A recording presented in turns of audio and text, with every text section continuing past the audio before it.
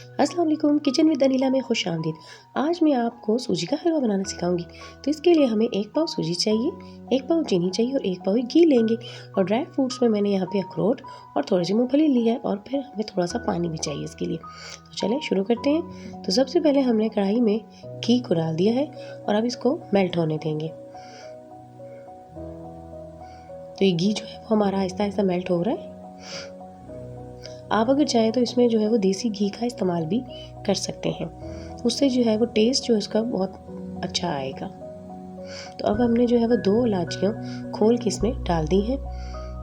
थोड़ा सा इसको हिलाएंगे और अब जो है वो हम इसमें सूजी ऐड करेंगे।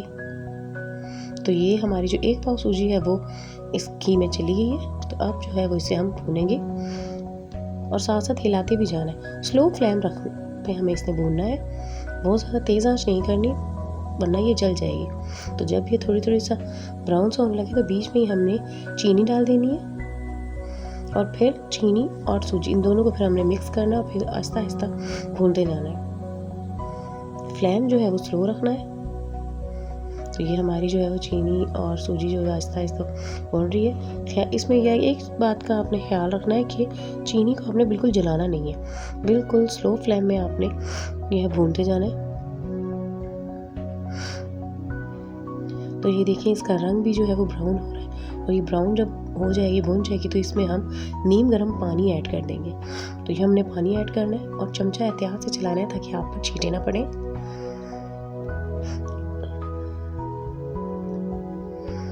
ये देखिए आहिस्ता आहिस्ता हमारा पानी जो है वो ड्राई हो रहा है।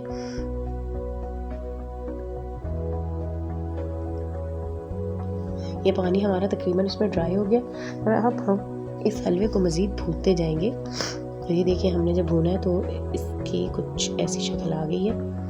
ये देखिए, अच्छा ये देखिए खुद ब खुद घूम रहा है और साथ साथ आपने ना थोड़ा थोड़ा घी भी साइड्स पे ऐड करते जाना है ताकि ये कढ़ाई का पैंदे को छोड़ दे।